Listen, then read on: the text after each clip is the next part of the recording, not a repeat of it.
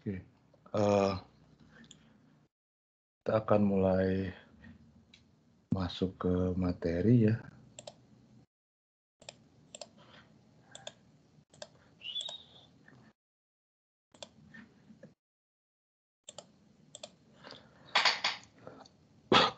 Nah, topik pertama tentang gaya elektrostatik.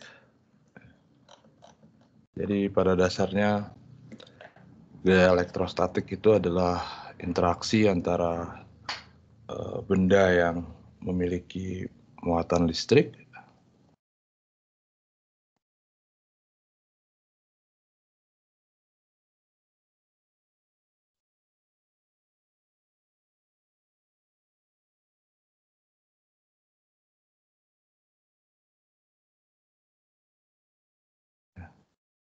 dan kita tahu kan bahwa muatan listrik itu bisa positif gitu ya, bermuatan positif,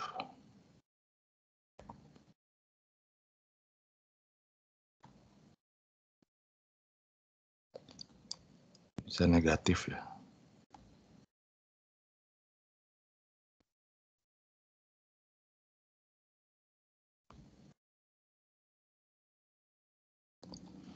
Dan bisa nol tentunya ya. Kalau muatan listriknya nol, itu kita sebut bendanya benda yang netral.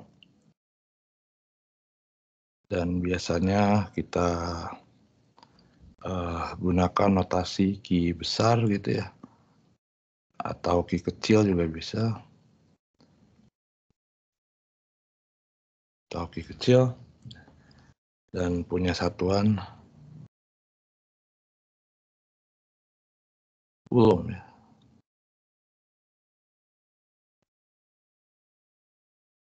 Biasanya kasih C. Ya meskipun sebenarnya yang kita sering pakai ordernya itu lebih kecil, jadi biasanya ordernya mikro atau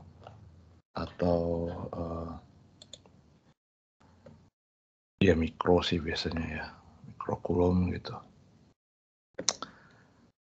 Nah, jenis interaksinya juga sederhana sebenarnya. Ketika kita bicara gaya elektrostatik, jadi kalau dia muatannya sejenis, maka dia tolak-menolak. Kalau muatannya berlawanan jenis, maka dia tarik-menarik ya. Itu aja sebenarnya. Jadi sederhana sebenarnya. Jadi kalau saya punya dua muatan yang sejenis, saya misalkan punya dua buah muatan positif. Ini kita sebut Ki A, misalkan ini kita sebut Ki B.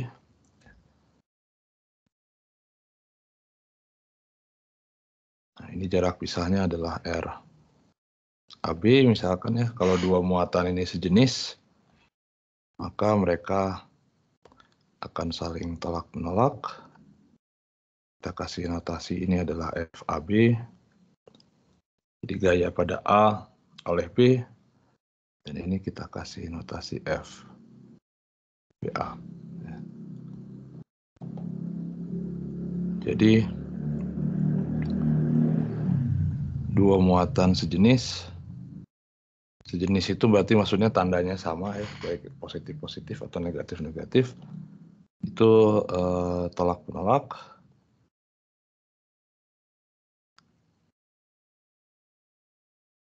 Jadi repulsif. Dan kalau sejenis, misalkan ini positif, ini negatif, ini adalah RAB, maka gayanya dia tarik-menarik. Sama ya. Ini FAB-nya, ini FBA-nya.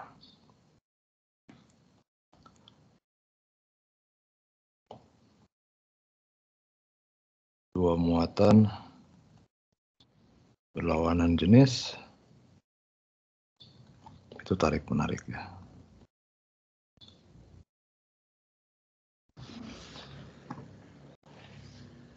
Nah, jadi ini interaksinya sederhana sebenarnya. Jadi ya kalau dia sejenis tolak menolak, kalau berlawanan jenis dia tarik menarik. Besar dari gaya elektrostatiknya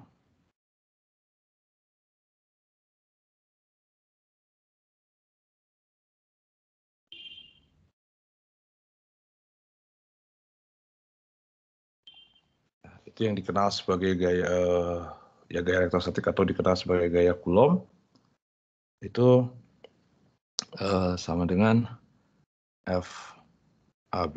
Jadi ini besarnya ya, nggak ada panahnya di atas, sama dengan 1/4pi epsilon 0 besar QA dikali besar QB dibagi dengan RAB kuadrat. Jadi mirip dengan interaksi gravitasi, ini juga disebut sebagai inverse square law ya. Jadi gayanya berbanding terbalik dengan kuadrat dari jarak. Di mana di sini 1/4V epsilon 0 itu biasanya kita sebut saja KE, nilainya sama dengan 9 dikali 10⁹ Newton meter kuadrat per Coulomb kuadrat. Ini dikenal sebagai tetapan Coulomb.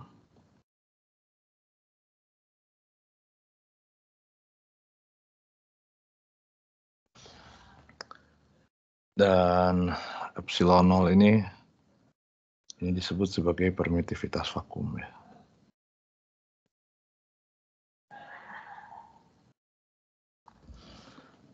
Nilainya ya 1/4pi dikali 9 kali 10⁹.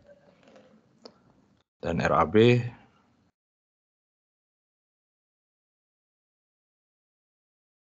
itu tentunya adalah jarak pisah ya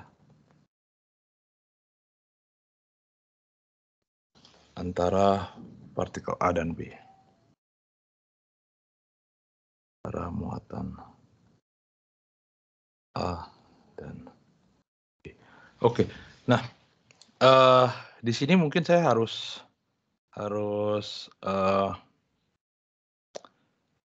diberikan sedikit informasi bahwa ketika saya bicara seperti ini, misalkan dua muatan sejenis ya, atau dua muatan berlawanan, atau jarak pisah antar muatan. Jadi ketika saya bicara muatan, di sini saya tidak bicara tentang propertinya, saya sebenarnya tidak bicara tentang muatan listriknya, tapi saya bicara tentang partikelnya gitu ya, bicara tentang objeknya kadang-kadang. Jadi maksudnya di sini dua muatan sejenis, dua muatan berlawanan atau jarak pisah antar muatan, ini maksudnya adalah partikel bermuatan gitu ya, atau benda bermuatan. Nah, bermuatan apa? Bermuatan listrik tentunya.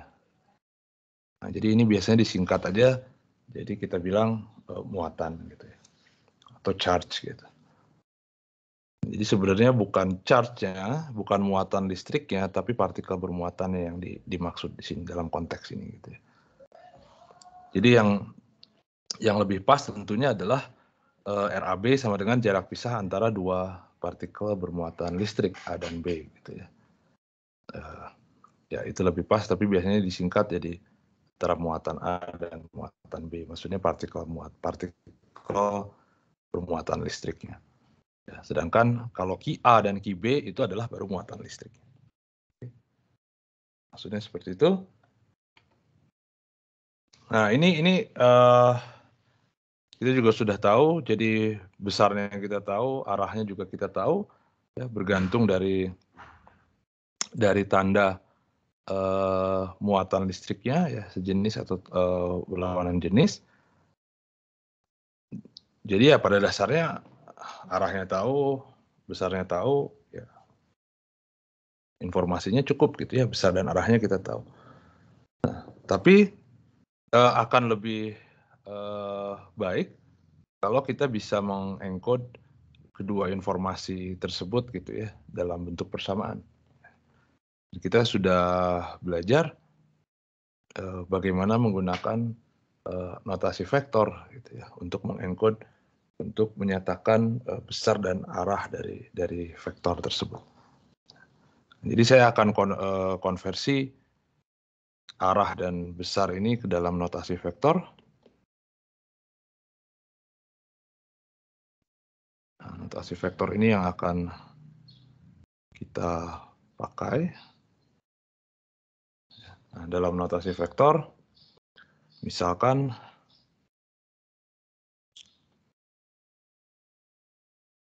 kita tinjau di bidang saja, meskipun tidak harus di bidang sebenarnya.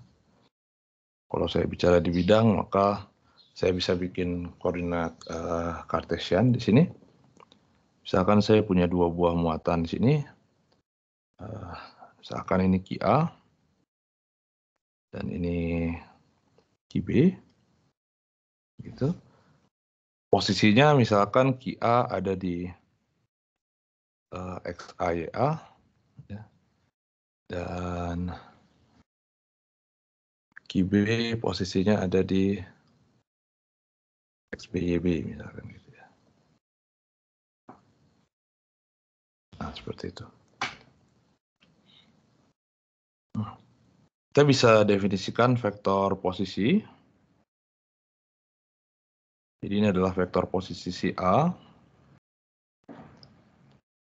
Dan ini adalah vektor posisi si B. Muatan B. Dan tentunya kita tahu bahwa saya bisa tuliskan RA sama dengan XAI ditambah YAJ dan RB sama dengan XBI ditambah YBJ. Nah, sekarang kita bisa hitung kalau ini adalah jadi yang kita perlu nyatakan dalam notasi vektor adalah si RAB-nya ini. Sekarang kalau saya tinjau vektor yang ini, yang hijau ini, di mana dia mengarah dari A ke B, dari B ke A, nah, maka ini sebenarnya kan seperti vektor perpindahan ya, pindahnya dari B ke A gitu ya. Nah, kalau vektor perpindahan itu adalah posisi akhir dikurangi awal, akhirnya di A, awalnya di B, maka ini kan jadi vektor RA minus RB ya, akhir kurang awal. Nah, jadi kita tahu tentunya dari sini saya bisa hitung juga nih RA minus RB-nya, tinggal dikurangi aja ya, jadi XA minus XB I ditambah YA minus YB C. Dan ini adalah vektor posisi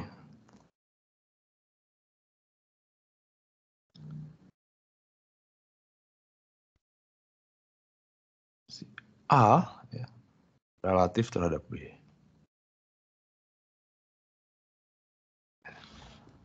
Nah, kalau RA sebenarnya juga ada posisi A relatif terhadap titik 0 ya.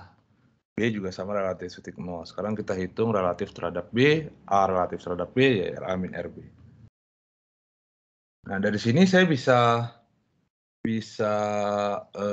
tentukan jarak pisah antara A dan B.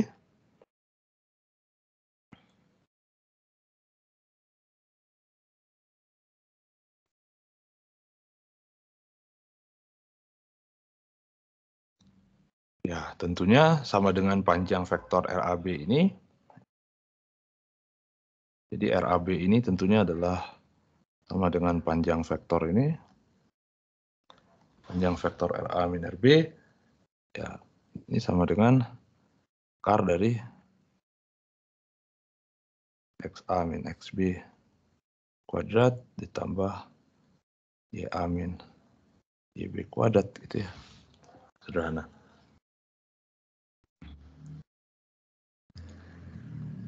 Nah, sekarang kita sudah menentukan RAB-nya, jarak pisahnya.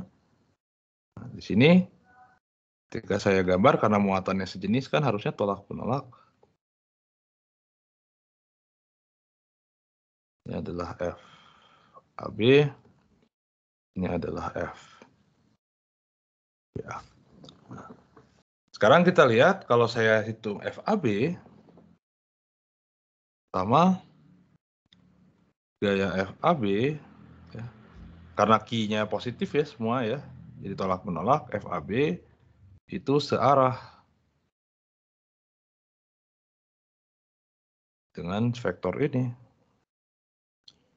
RA min RB. Nah, sehingga saya bisa tuliskan di sini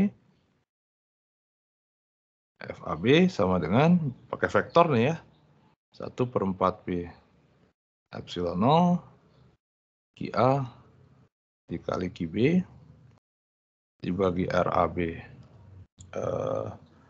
Atau saya tuliskan gini aja, RA min RB kuadrat ya. Nah, dikali arahnya nih. Arahnya apa? Ya arahnya berarti kan searah dengan RA min RB.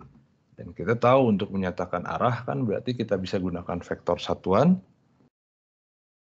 Vektor satuan itu adalah RA besar vektornya dibagi dengan besarnya.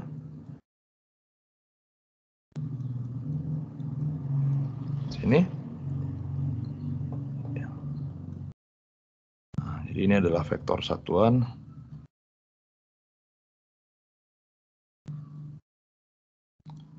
Yang menunjukkan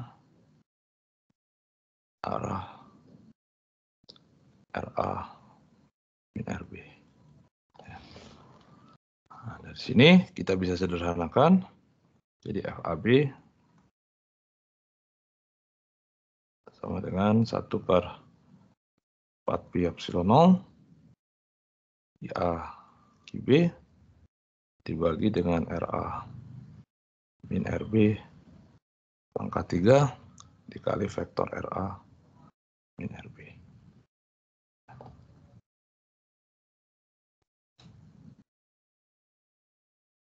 Nah, jadi ini adalah gaya listrik, gaya elektrostatik dengan menggunakan notasi vektor. Ingat di sini, karena di sini kita bicara besar dari vektor, ya, maka Q-nya karena Q itu bisa positif, bisa negatif, jadi Q-nya di sini kita mutlak, di besar ini. Nah, sedangkan di sini Q-nya itu bisa positif, bisa negatif ya. Tanda mutlaknya dibuang, jadi tanda dari Q-nya juga kita masukkan. Dan di sini jadi tetap konsisten. Konsisten dalam artian kalau salah satu A-nya itu negatif misalkan ya, kan FAB-nya jadi tarik menarik sekarang gayanya jadi berlawanan dengan RA min RB gitu ya. Nah, tapi kan salah satu QA ini negatif gitu ya. Jadi memang FAB-nya jadi jelas-jelas berlawanan. Kalau dua-duanya negatif karena ini perkalian jadi tetap positif, jadi akhirnya FAB-nya tetap searah dengan RA min RB. Nah, terus kalau FBA gimana? Ya FBA sama aja karena dia pasangan aksi reaksi. Jadi ini sebenarnya kita tinggal negatif aja. Minus dari FBA. Dia berlawanan arah, besarnya sama ya. Sama ini. Nah, kalau kita tuliskan lagi secara spesifik, jadi kalau saya hitung FBA sama dengan 1/4 Pi epsilon 0. Ini bisa saya ganti jadi QB QA bagi RB min RA. Ya, tinggal ditukar aja RB dengan A. Sini RB min RA. Nah, di sini kelihatan memang dia negatif dari FAB ya.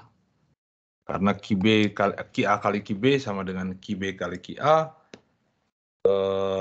Kemudian RA min RB itu panjangnya sama dengan RB min RA. Jadi yang membedakan cuma di sini aja. Di sini RA min RB, di sini RB min RA. Dan itu berkebalikan negatifnya. Oke. Ada pertanyaan dulu?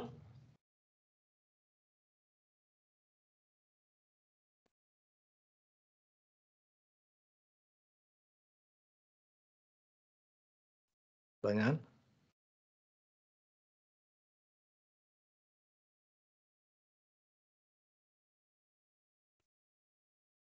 Nggak ada? Oke.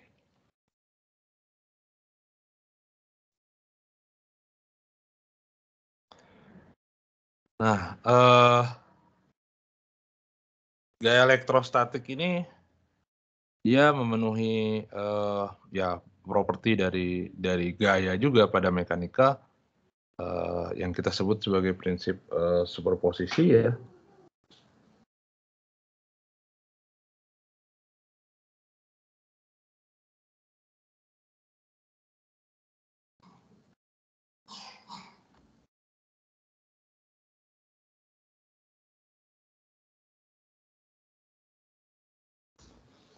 Maksudnya kalau saya punya 3 buah muatan misalkan.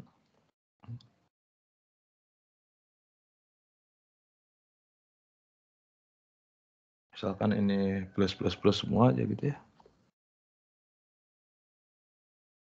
Seperti ini. Ini QA. Ini QB. Misalkan ini QC.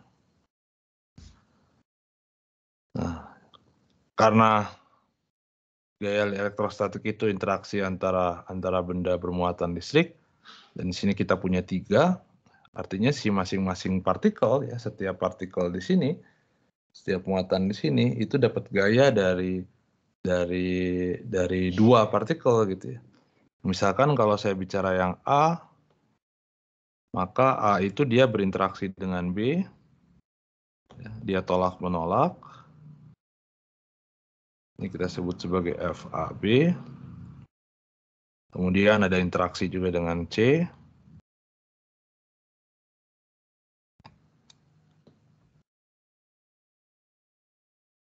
Tolak-menolak juga. Kita sebut sebagai FAC. Dan gaya totalnya ya jumlah vektor dari ini ya. Nah, ini jadi total dari FA-nya. Ini kita sebut sebagai FA. Gaya totalnya adalah jumlah vektor dari setiap gayanya tersebut. Terus yang B juga sama.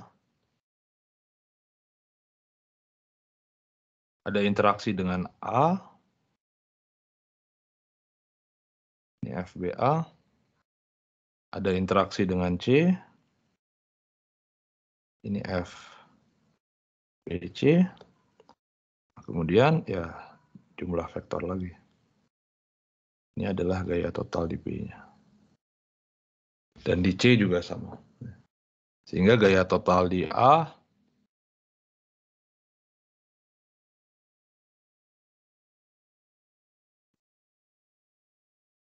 ya itu jumlah vektornya aja ya.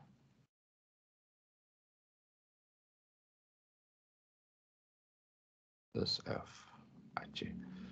Nah, gimana ngitung FAB, gimana ngitung FAC? Ya kita udah punya rumusnya. Yang ini ya caranya.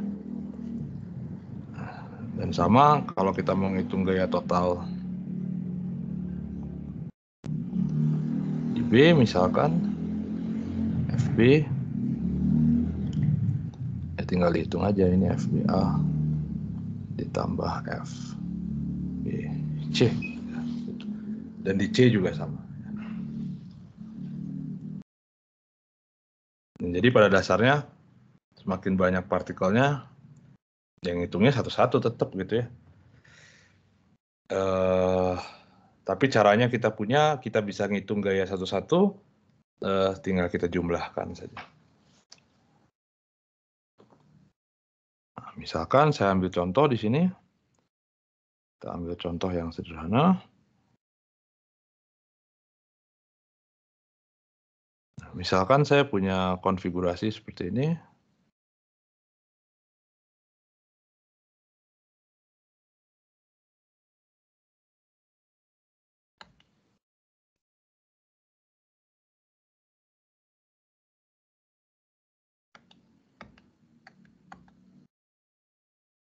Sini X, sini Y.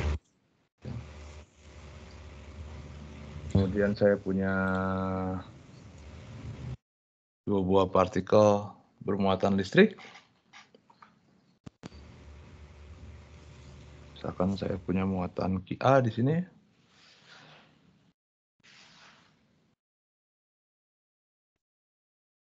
Dia positif.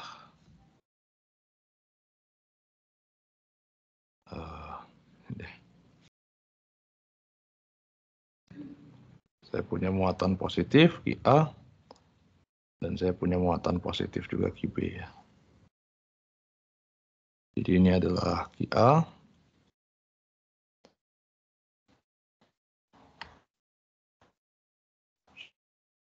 B. Misalkan ini terletak di X sama dengan minus. Ini terletak di X sama dengan plus A per 2.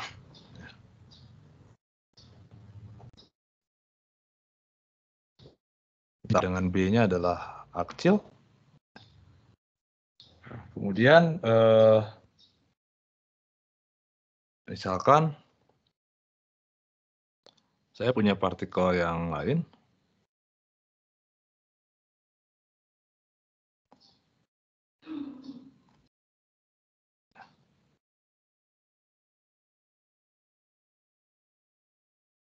Sebut aja QC. Ini positif juga. Ini QC, kita positif juga. Dan jarak ini juga A. Jadi ABC itu membentuk segitiga sama sisi ya.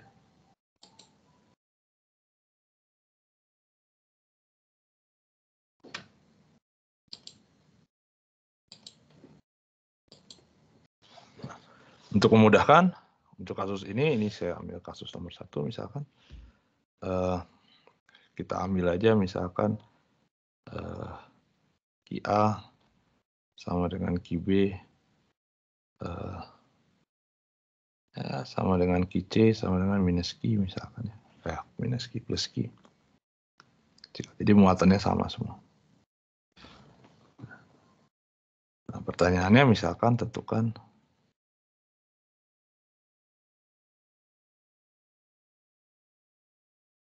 gaya total pada muatan C.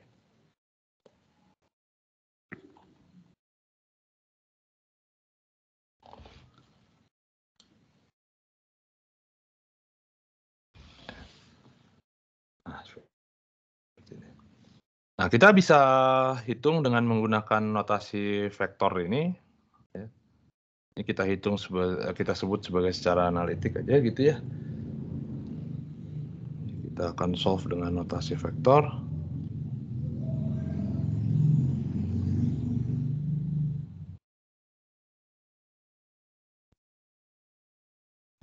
Kalau saya solve dengan notasi vektor, maka saya bisa, kita tinggal hitung posisi masing-masing partikel. Ya, ini titik 0 tentunya. Saya bisa hitung berapa RA. RA tentunya adalah minus A per 2 arah I. Kemudian saya bisa hitung berapa RB juga. Sama dengan A per 2 plus ya, arah I. Kalau RC berapa?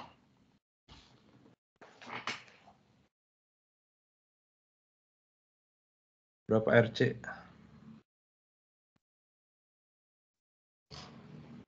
RC kan berarti yang ini ya.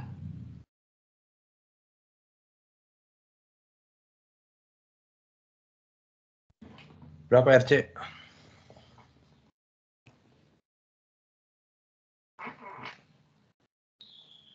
A akar 3 per 2 bukan? A akar 3 per 2? Iya, pakai Pitagoras aja. Arahnya kemana? Plus berarti. Plus apa? Plus A akar 3. Oh, ini J berarti, Pak.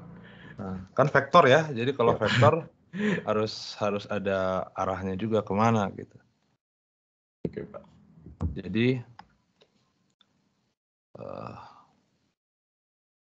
A per 2 akar 3 arah J. Nah, jadi saya udah punya semua, karena kita ngitung C, di C, maka saya tinggal ngitung posisi masing C relatif terhadap A dan relatif terhadap B. Jadi saya bisa hitung dulu RC min RA. Nah, RC min RA berarti posisi C relatif terhadap A. Nah, ini saya bisa tinggal tulis saja A per 2 dikalikan dengan apa berarti I plus akar 3J. Dan RC min RB sama dengan A per 2 dikalikan dengan minus I plus akar 3J. Dan ini kalau kita hitung besarnya,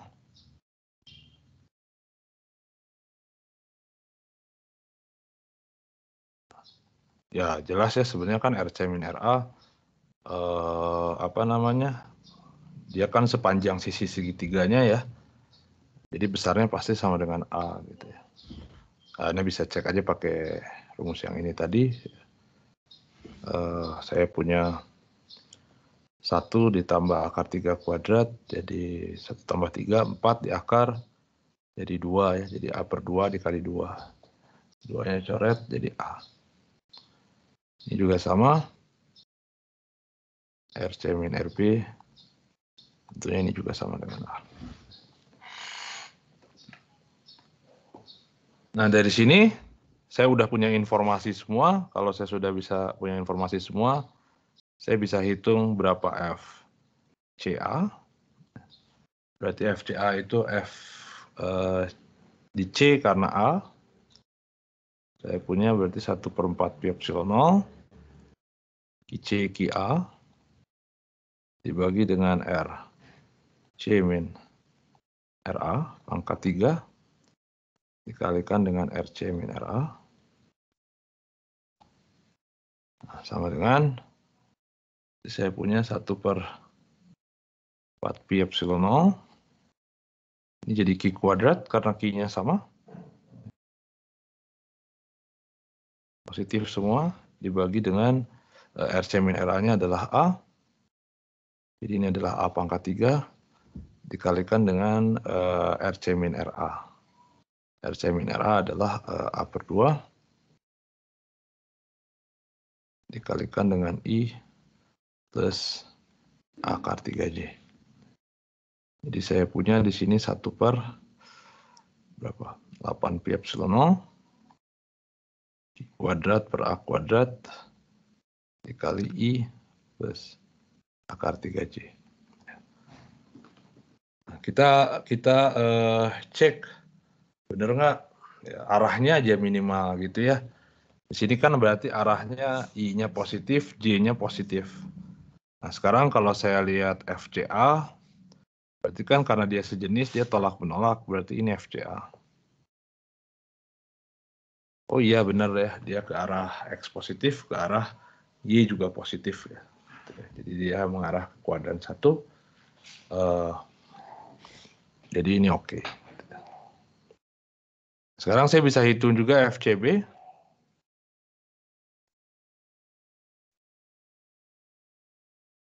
Satu per 4 pi epsilon 0 dikali QC IB RC min RB pangkat 3 dikali RC min RB. Oh ini kita.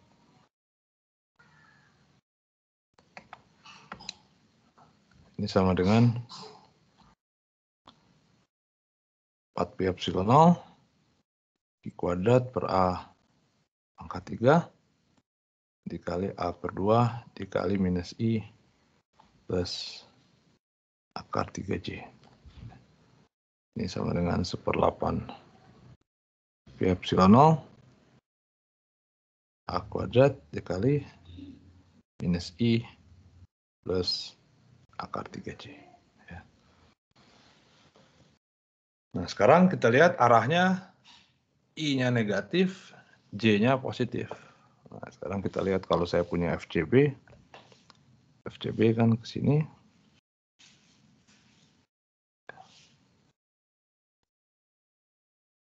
Ya, benar ya. Bahwa kalau saya proyeksi ke Y dia positif, kalau saya proyeksi ke X dia negatif ya. Oke. Nah, kalau udah begini, saya tinggal ngitung berarti gaya total di C.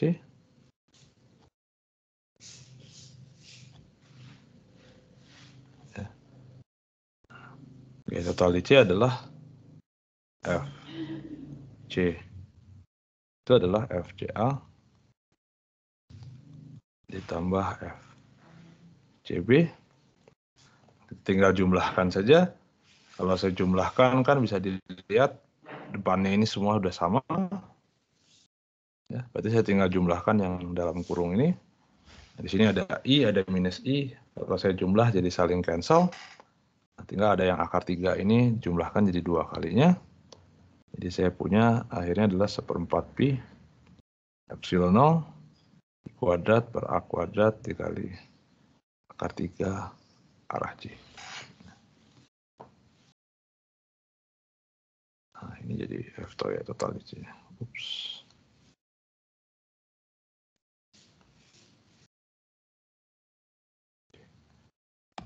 Ada pertanyaan dulu, silahkan. Kalau ada yang mau ditanyakan dulu.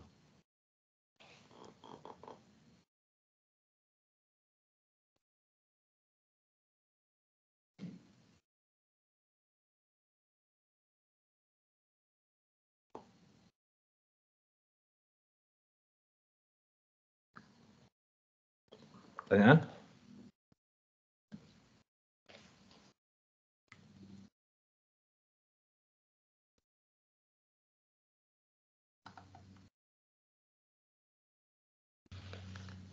Nggak ada? Oke. Nah, jadi ini pengerjaan dengan notasi vektor yang mana memberikan sebuah cara gitu ya, secara analitik. Jadi pengerjaannya adalah ya dalam tanda petik seperti prosedural gitu ya. Jadi ada ada langkah-langkah yang jelas gitu. Jadi langkah pertama kita cari posisi masing-masing partikel, kemudian cari posisi relatifnya, ya kemudian tinggal hitung gayanya masing-masing. Ya, hitung gayanya masing-masing, kemudian dijumlah saja totalnya. Jumlah.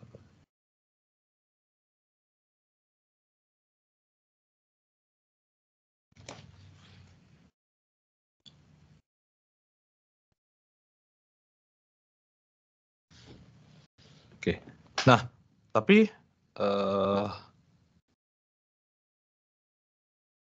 ya ini berlaku dengan sangat baik gitu ya untuk sistem seperti apapun gitu ya, partikelnya juga sebanyak apapun ya langkahnya begini gitu. Nah, tapi ada beberapa sistem misalkan memang dengan sistem kayak sistem seperti ini yang dia simetrinya bagus gitu ya. Simetrinya bagus itu dalam artian muatannya sama semua gitu ya. Kemudian bentuknya juga segitiga sama sisi gitu. Itu memberikan kita suatu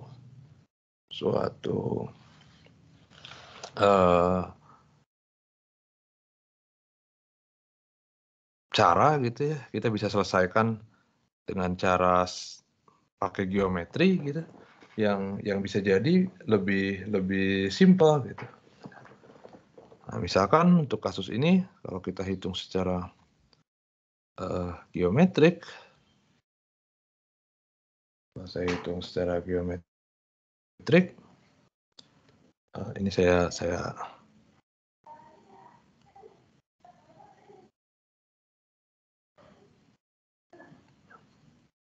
gambar lagi.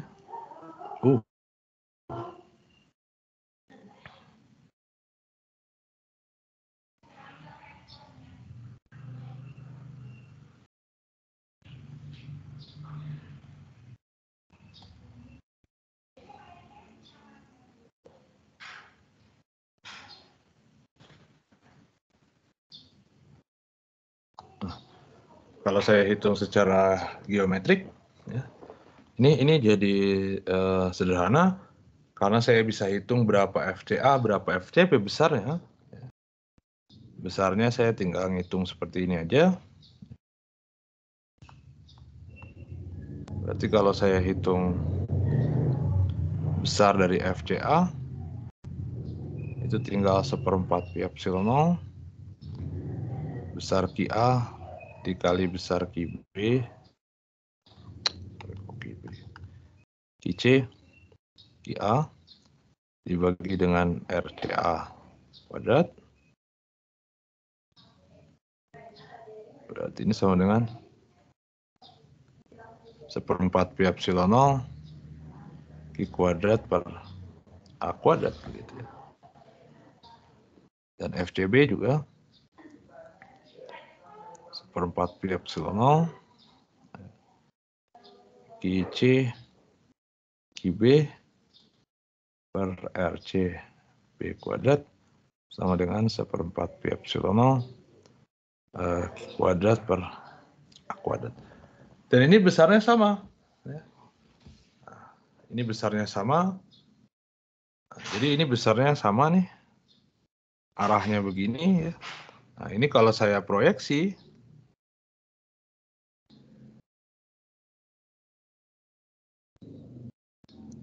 ke arah X. Nah, ini juga berarti akhirnya karena sudutnya sama, ini juga saling cancel nih, kita tahu gitu ya, bahwa yang arah X saling menghilangkan.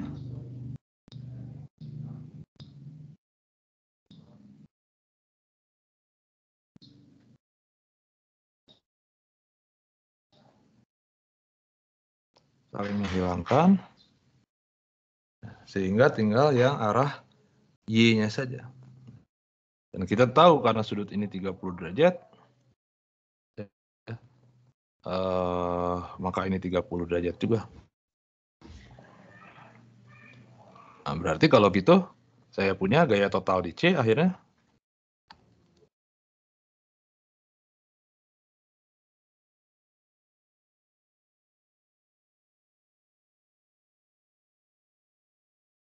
FC besarnya adalah, saya punya, karena ininya sama,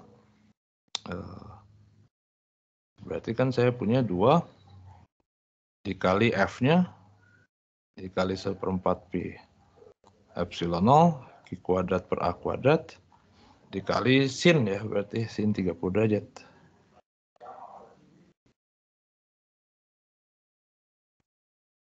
Bentar, ini 30, 60,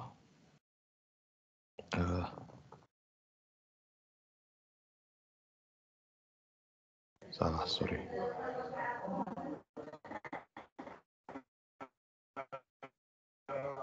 Ini FCA ada nggak 90 derajat? Nggak 90 derajat. Ini QC. Berarti sorry, ini 30, berarti ini 30. Berarti ini 60 ya. Berarti sin 60 derajat.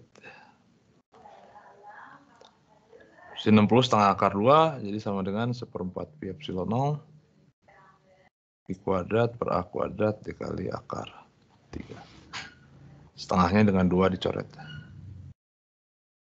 Nah, karena saya tahu arahnya ke sumbu Y, ya berarti saya tinggal tuliskan aja FC, tambahin C aja ke sini.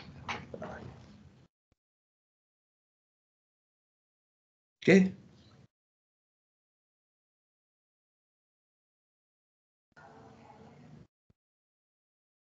Nah, jadi ini pengerjaan secara geometrik bisa dilihat bahwa caranya jauh lebih sederhana gitu ya.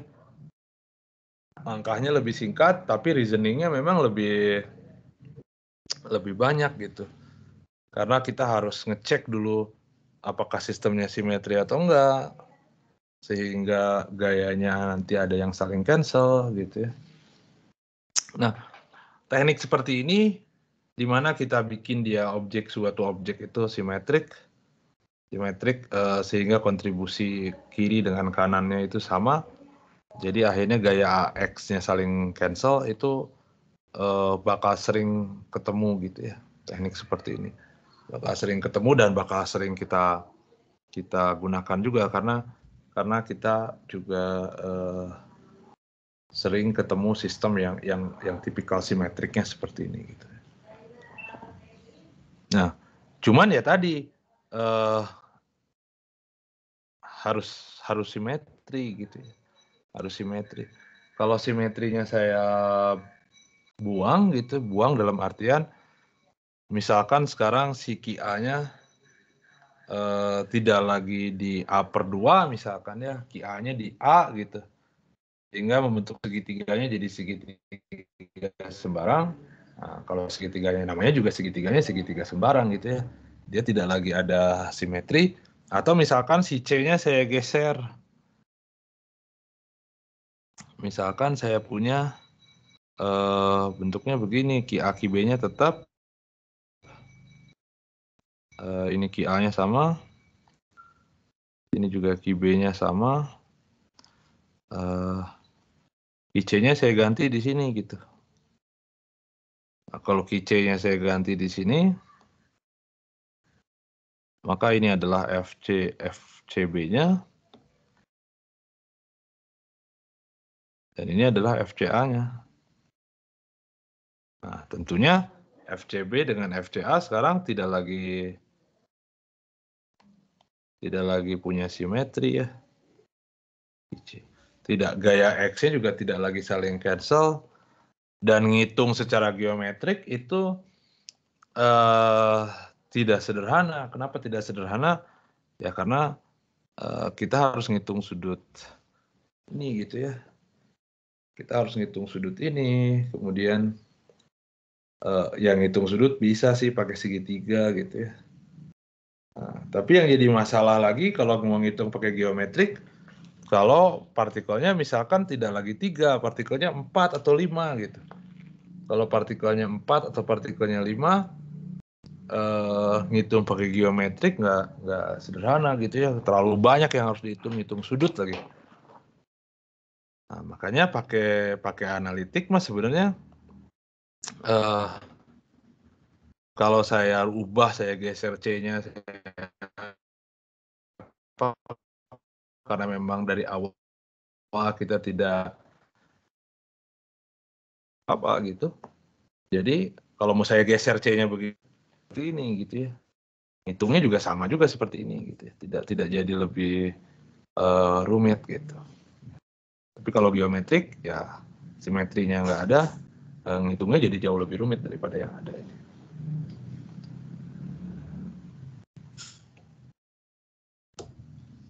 Oke, ada pertanyaan dulu?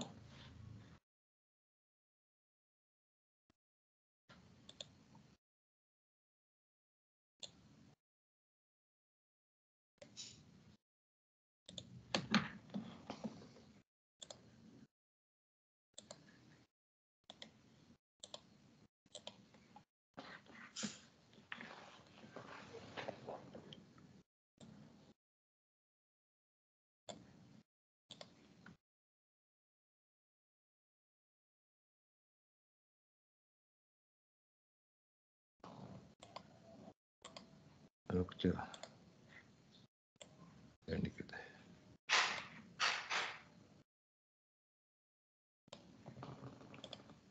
Nah, misalkan seperti ini, mudah-mudahan kelihatan. Gedein aja. Nah, jadi misalkan di sini saya punya yang tadi ya, kita punya 3 partikel. Si A-nya misalkan saya simpan di sini, di 4 ya. Si B-nya saya simpan di 4.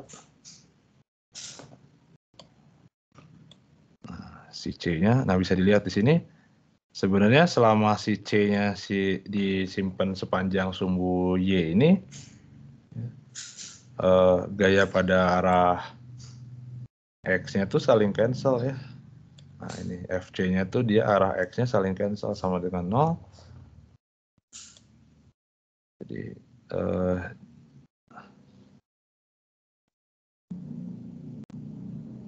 ini kalau sama dengan 4 juga, tapi dia nggak ini, dia harus lebih tinggi, nggak sama sisi.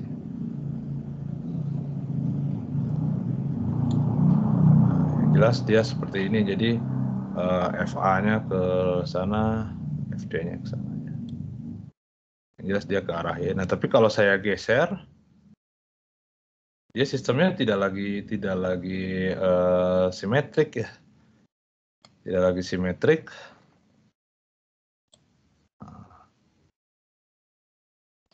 Nah, sekarang FCB-nya dia ke sana, FCA-nya ke sana, FD-nya jadi sembarang gitu ya. Jadi tidak lagi sederhana. Tapi kalau di sini bisa dilihat FCA, FCB-nya dia bisa bagian X-nya saling cancel. Nah, yang menarik kalau kita tinjau di C memang simetrik itu yang penting antara A dengan B. Jadi artinya kalau QC-nya saya ubah, saya kecilin misalkan. Kalau QC-nya saya kecilin, simetrinya nggak rusak ya. Artinya sistemnya tetap simetrik, bagian X-nya tetap saling cancel gitu ya. Bagian X-nya tetap saling cancel.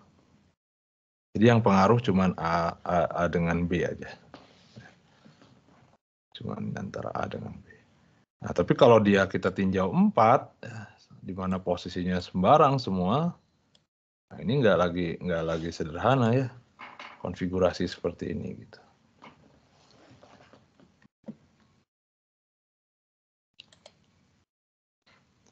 Oke. Ada pertanyaan dulu?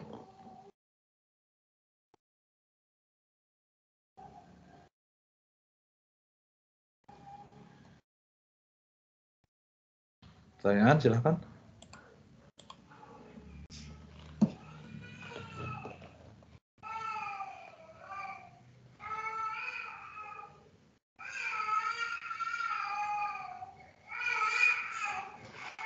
Bentar.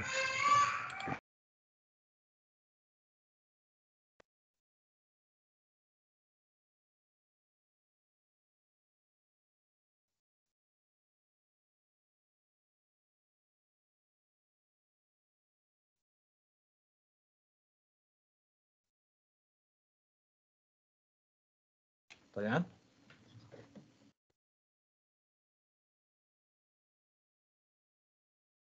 Ada? Nah, yang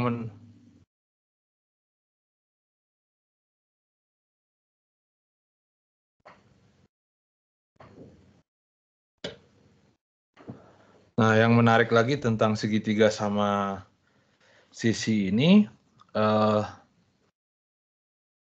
dia juga simetrik kalau kita putar gitu ya. Kalau kita rotate gitu. Nah, dan itu jadi bermanfaat ketika kita menghitung berapa QA misalkan gitu ya. Berapa FA. Kalau kita hitung berapa FA, besarnya pasti sebenarnya sama dengan apa namanya? Dengan FC dan FB ya, karena dia sistemnya simetrik. Simetriknya juga dia punya simetri putar. Jadi artinya saya bisa putar siklik gitu ya. Jadi saya ganti A jadi B, B jadi C, C jadi A gitu. Atau saya putar koordinatnya. Nah, maka kalau saya menghitung gaya total di A, besarnya pasti sama dengan gaya total di C. Berarti kita tinggal ngitung aja berapa arahnya gitu ya. Kalau pengen nyatakan dalam notasi vektor. Maksudnya adalah jadi kalau saya punya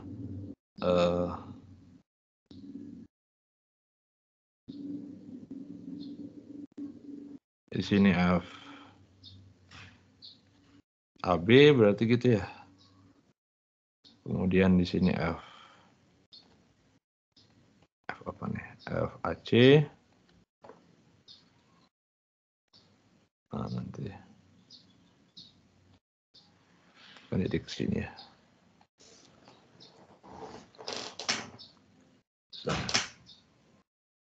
Dan yang B juga sama ya. Oke. Pertanyaan dulu.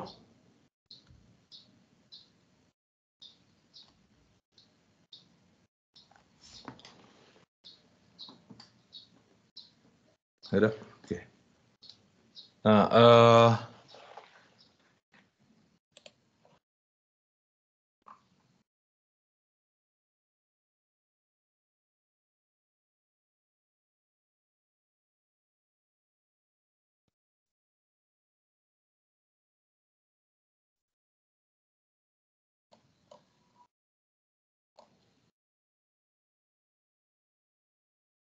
oke. Saya ambil contoh satu lagi. Dua.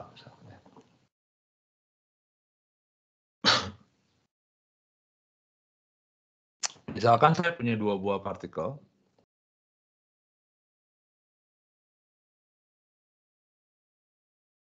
Muatan listrik.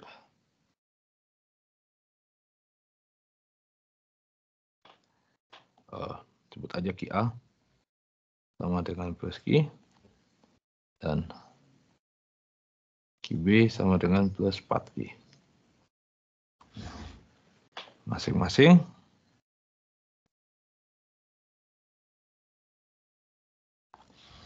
berada di posisi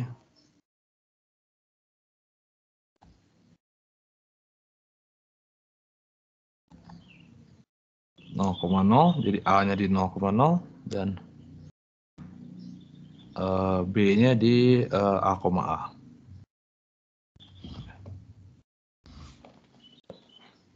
Nah, jadi seperti ini. Nah, pertanyaannya adalah tentukan posisi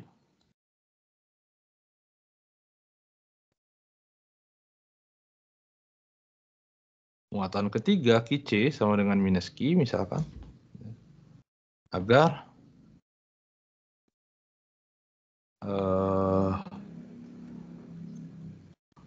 partikel QC berada dalam setimbangan ya. Setimbangan artinya gaya total di C-nya sama dengan 0. Nah, jadi saya punya sistem begini. Saya gedein aja. Sini X, sini Y. Kemudian saya punya partikel A. Di sini di 0,0, ini ada QA. Kemudian saya punya QB di A, ambil aja A-nya positif di sini.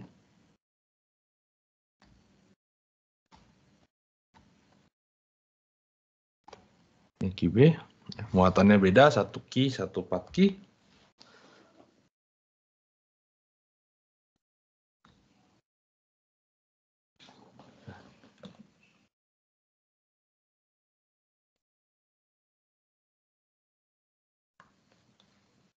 Nah, seperti ini.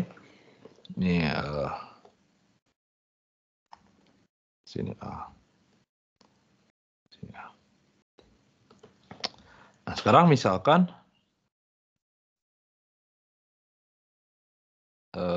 posisi QC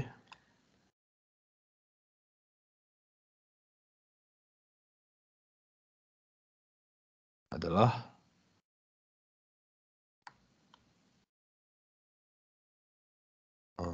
RC sama dengan XI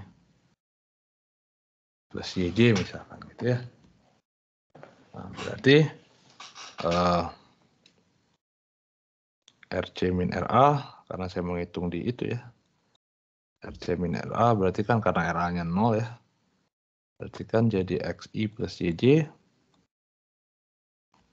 Dan RC min RB-nya, RB-nya adalah, X-nya adalah A, Y-nya juga adalah A.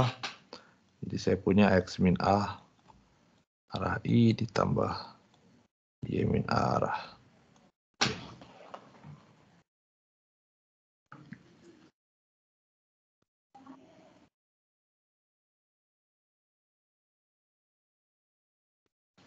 Nah, berarti kalau gitu saya punya FCA faktor ya, sama dengan 1/4 pi epsilon 0. Ki C-nya adalah minus Ki A-nya adalah plus Ki, jadi minus Ki kuadrat dibagi RCA pangkat 3, saya punya berarti X kuadrat plus Y kuadrat pangkat 3/2 dikali X min A, dikali XI plus YJ. Saya sederhanakan jadi minus 1/4 pi epsilon 0 Ki kuadrat per X kuadrat plus Y kuadrat pangkat 3/2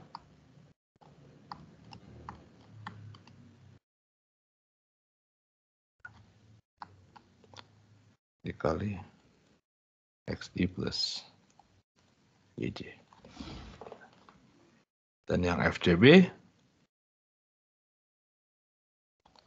sama dengan 1/4 pi epsilon 0.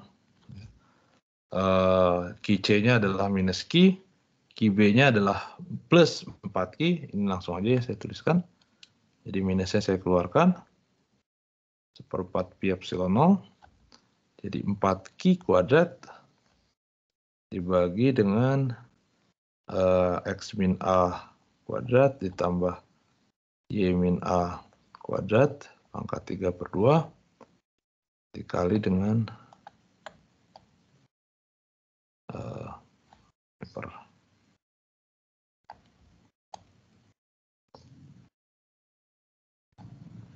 dikali dengan X min A plus Y min A ya, C.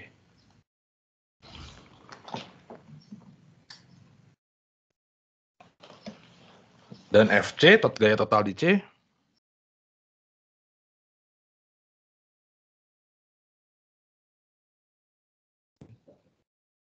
gaya total di C itu adalah F. C sama dengan FCA ditambah FCB. Dan saya pengen ini sama dengan 0. Kenapa kita pengen dia sama dengan 0? Ya karena di soal dimintanya Ki C itu setimbang. Nah, kalau dia setimbang, maka FCA harus sama dengan minus FCB. Artinya besarnya sama, arahnya berlawanan.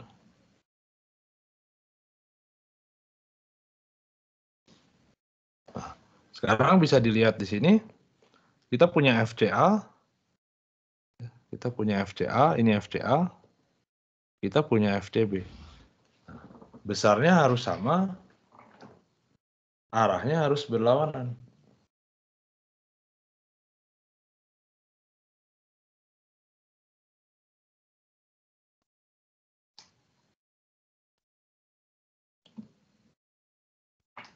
Gimana? Apa kira-kira kondisinya? Ini aja dulu nih. Kalau saya pengen arahnya berlawanan aja.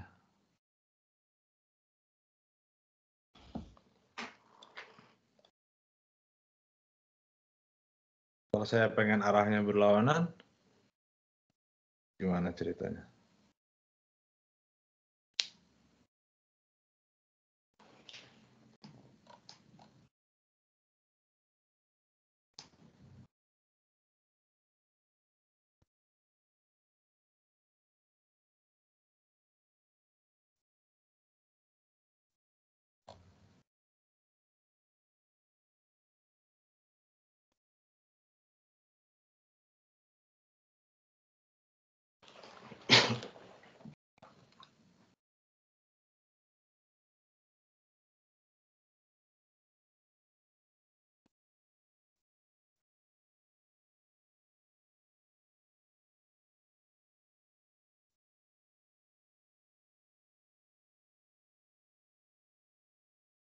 Gimana kalau arahnya pengen berlawanan?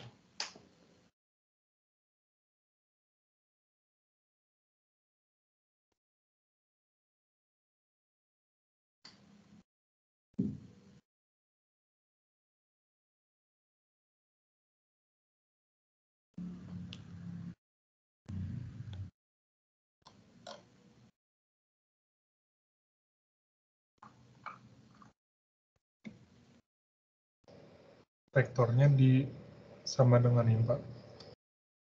Ya, berarti kan arahnya sama. Arahnya sama. Arahnya berlawanan. Artinya si komponen vektornya ini itu harus sama.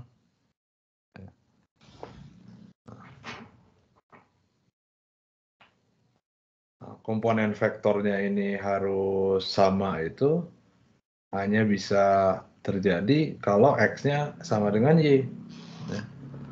Nah, jadi arahnya berlawanan itu hanya bisa terjadi jika X-nya sama dengan Y. Nah, kalau X-nya sama dengan Y, maka X min A sama dengan Y min A. X min A sama dengan Y min A, jadi bisa dikeluarkan, ini sama dengan X min A dikali I plus J. Yang ini juga bisa saya keluarkan, X-nya ini jadi X dikali I plus J.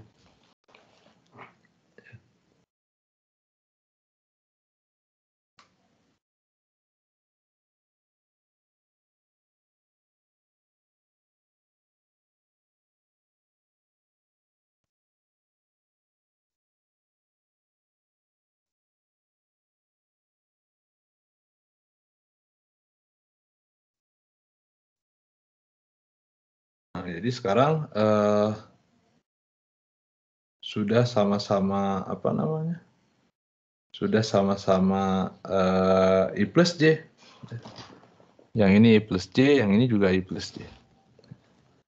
Nah, atau sebenarnya jadi jelas kalau kita lihat dari gambar ini bahwa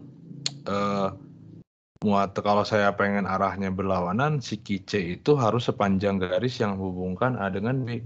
Dan garis ini kan garis Y sama dengan X yang biru ini. Jadi si QC-nya itu harus ada di sini.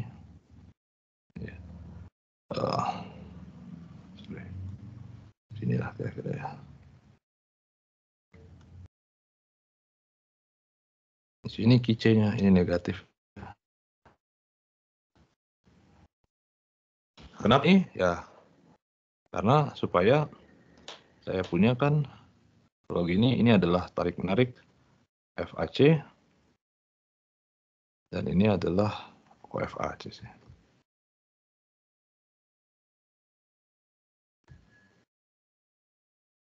FCA, dan yang ini adalah FCB.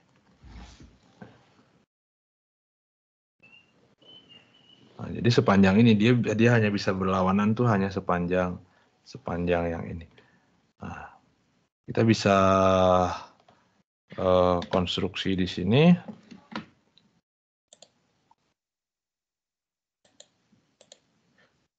Kalau saya bikin ini berapa tadi? Berarti 3. Misalkan satu di sini, satu di 4,4. Nah, QB-nya di 4,4. QC-nya bisa negatif, QC-nya saya bikin negatif 1. QA-nya 1/4 ya. Lebih kecil, ini juga minus 1/0. Nah, jadi supaya dia berlawanan itu dia harus sepanjang ini. Terlalu kecil, udah saya gedein aja nggak apa-apa.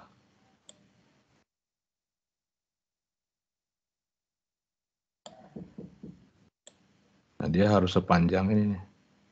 Harus sepanjang garis X sama dengan Y ini. Ya, supaya dia berlawanan. Kalau saya geser aja dikit, dia udah nggak berlawanan lagi. Kalau dia nggak berlawanan, dia nggak akan mungkin 0.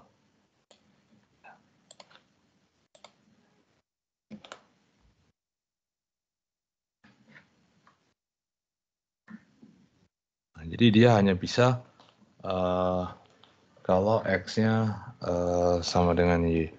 Nah, sehingga kalau X-nya sama dengan Y, kita bisa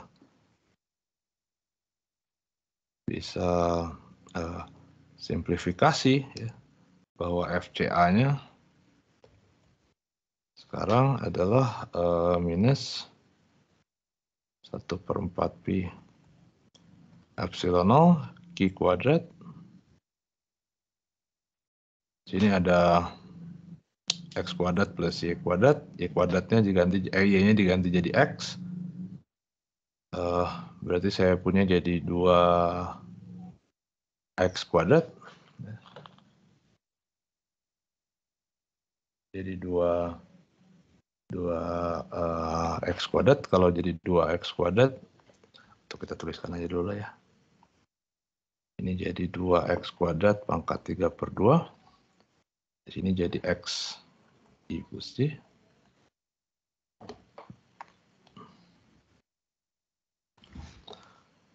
Berarti saya punya jadi ini sama dengan minus 1/4 pi epsilon 0 kuadrat dibagi berapa berarti? 2/2 X kuadrat ya. Dikali I plus Y. Dan yang FCB-nya juga sama. FCB-nya adalah minus 1/4 pi epsilon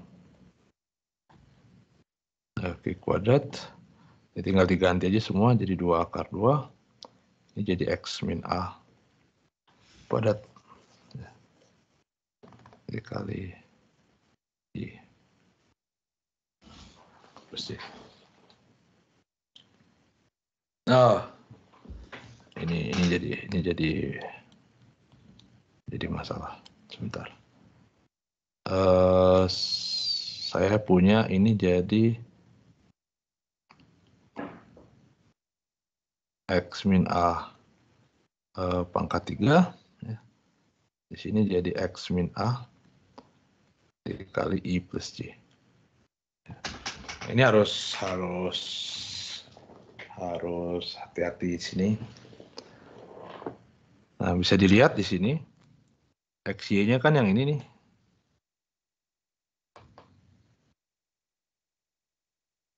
Mana ya? Ini dia. Nah, ini XY-nya, ini X, ini Y. Dan X itu lebih kecil dari A. X itu lebih kecil dari A. Kalau X itu lebih kecil daripada A, berarti X min A itu negatif. Nah, karena dia negatif, jadi ini nggak bisa dicoret nih. Kalau dicoret kan jadi sama dengan min 1 gitu ya. Nah, makanya karena saya tuliskan aja di sini.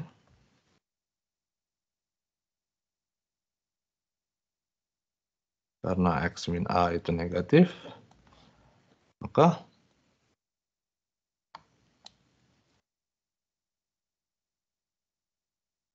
yang saya punya adalah minus X min A itu positif. Ya. Jadi kalau mau dicoret dengan yang bawah, dibalik ya. Jadi saya punya akhirnya 1/4 pi epsilon 0. Sini Q kuadrat, di sini dibagi 2/2. Ini saya balik jadi A min X pangkat 2. I plus Y. Itu tuh. Sekarang tinggal disamakan. Karena ininya udah sama. Ininya juga udah sama. Ya, arahnya yang udah berlawanan, yang ini ke arah minus I plus J, yang ini ke arah I plus J. Berarti tinggal kita samakan saja bahwa saya punya di sini, jadi agar besarnya sama,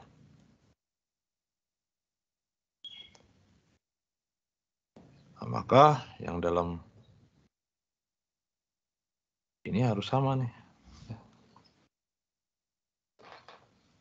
Akar 2-nya udah sama, jadi kita biarkan saja. Q kuadratnya juga udah sama, jadi saya punya syaratnya adalah 1/X kuadrat itu harus sama dengan 1/A-X kuadrat.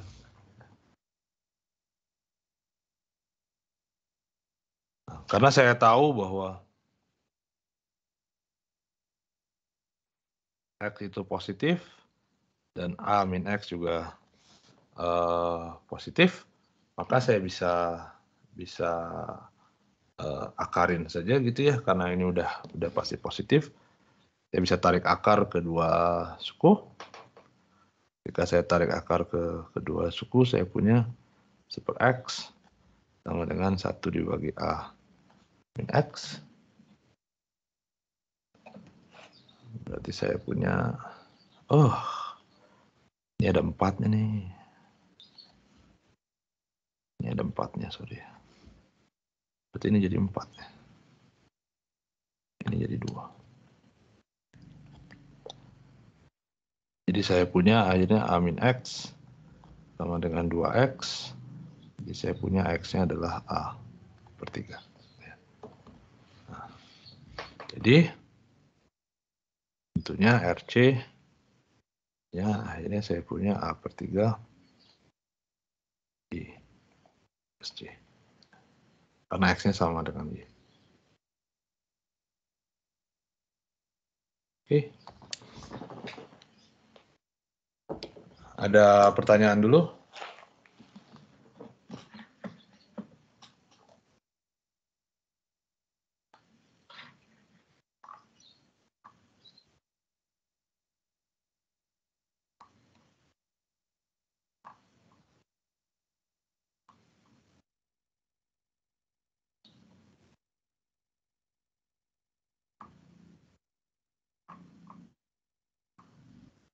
Pertanyaan?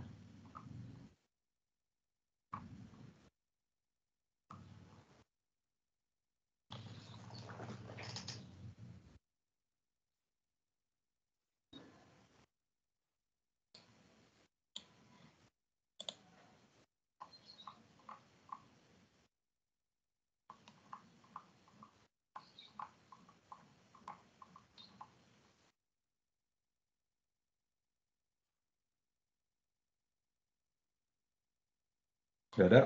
Oke. Nah, jadi ini adalah terkait dengan gaya elektrostatik ya. Nah, ada beberapa komen sedikit bahwa jadi gaya elektrostatik itu kan interaksi antara benda bermuatan listrik gitu ya. Dan di sini bisa dilihat bahwa gaya elektrostatik itu sifatnya long range ya. Long range itu artinya dia pasti muncul gitu ya.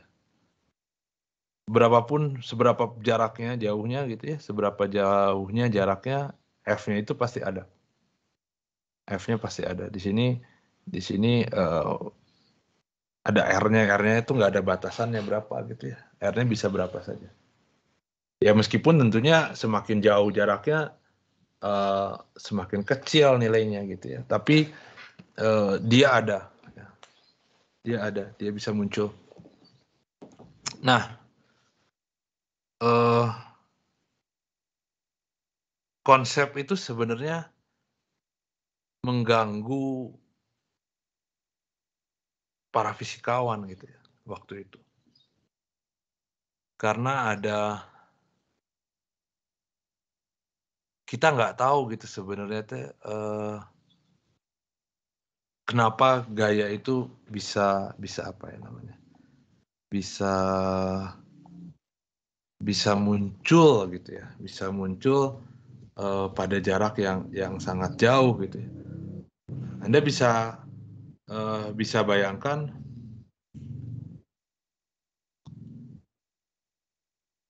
kalau saya punya sebuah ruang gitu. Kan saya punya sebuah ruang kosong, tidak ada apa-apa, empty space gitu ya. Nah, kemudian saya simpan muatan di sini. Saya simpan muatan di sini plus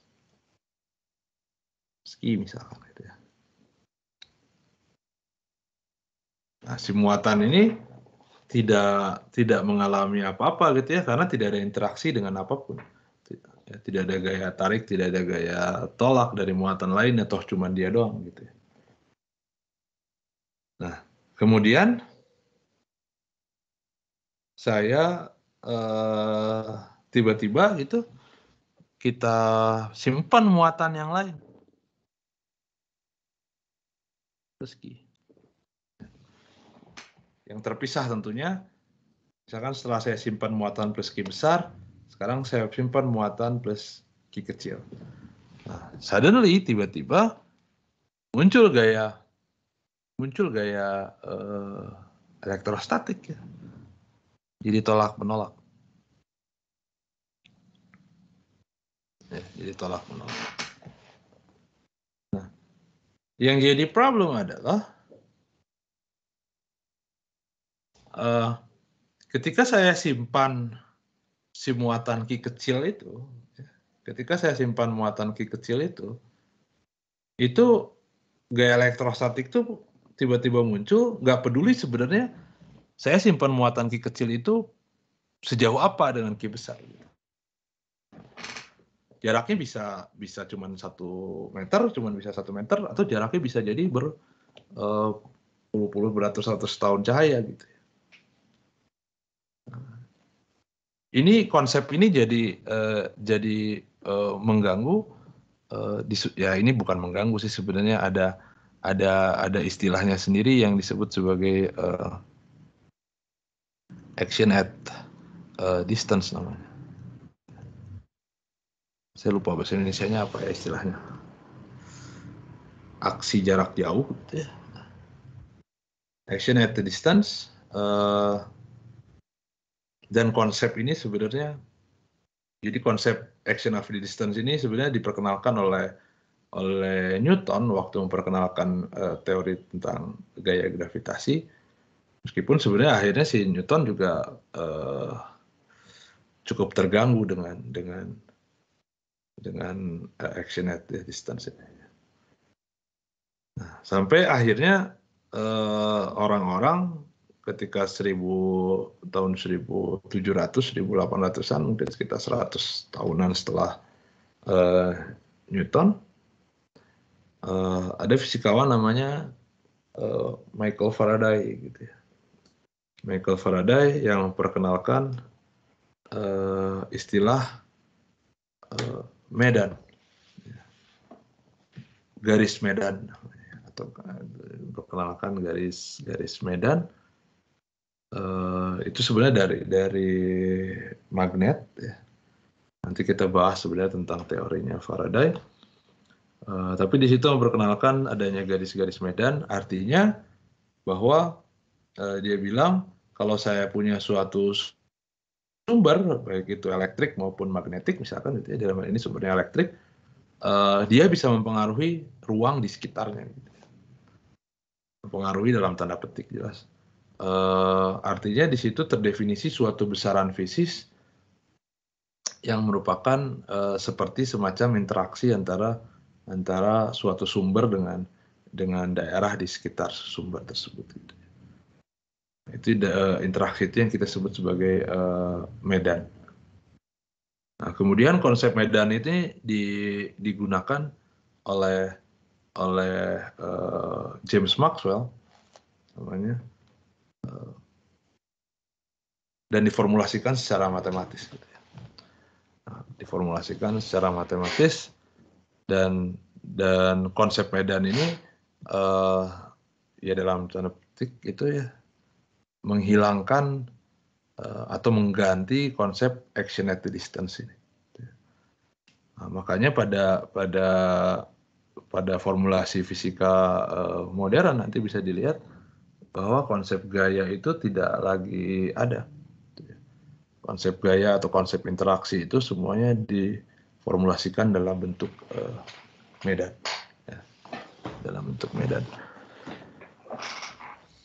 Nah, termasuk formulasi interaksi elektrostatik ini. Interaksi elektrostatik ini juga diganti menjadi konsep medan elektrostatik. Nah, kalau dalam konteks medan elektrostatik,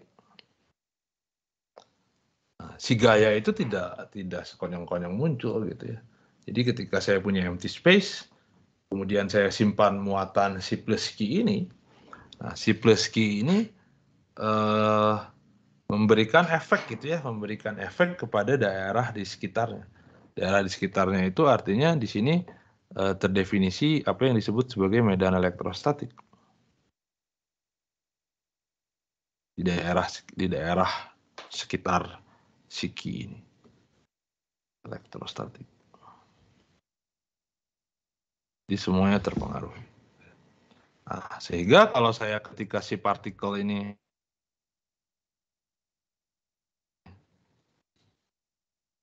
di sini kan muncul gaya tuh, ketarik tiba-tiba, ya, kedorong gitu ya, karena ada tolakan di sini.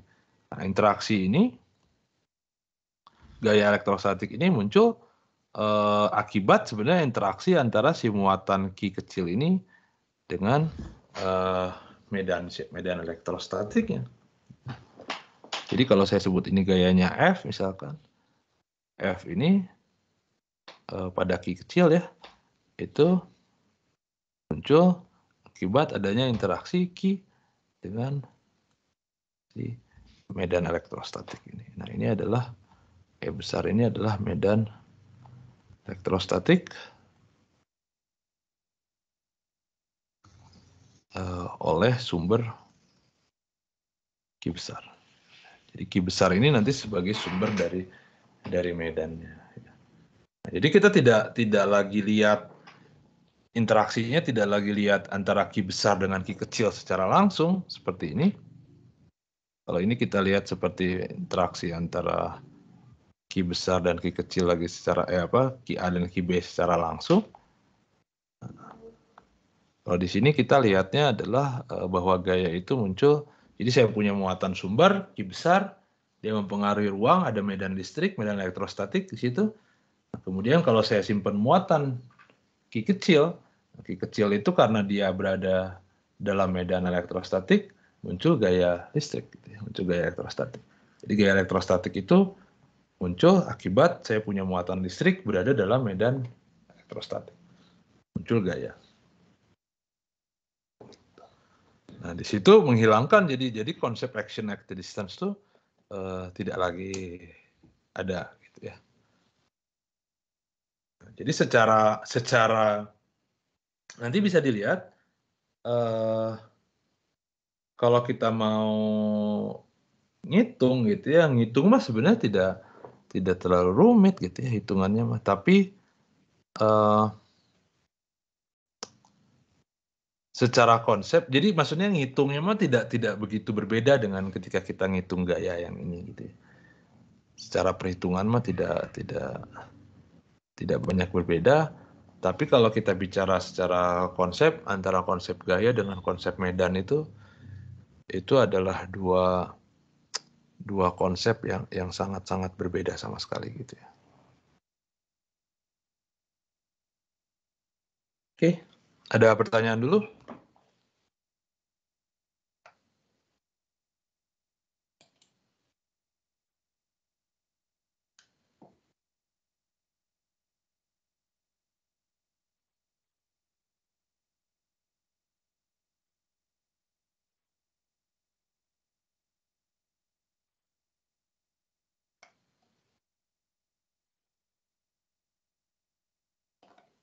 Nggak ada?